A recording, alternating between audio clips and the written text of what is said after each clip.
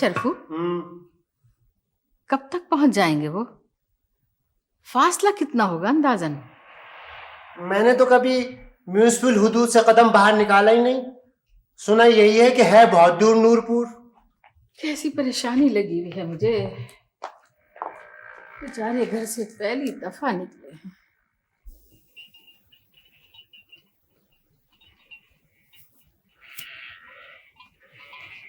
भाई यहाँ करीब में कोई बस्ती है?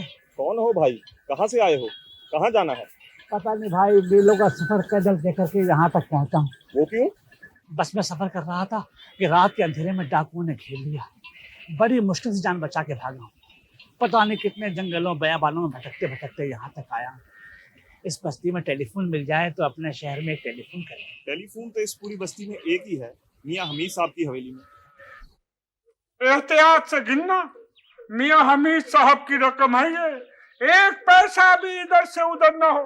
क्या बात कर रहे हैं मैनेजर साहब? भला इतने अच्छे मालिक को धोखा दे सकता है कोई?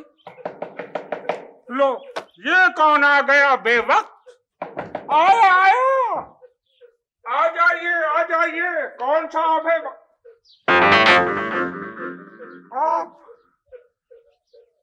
इतने बरसों के बाद बड़े भाई की याद आ ही गई आपको?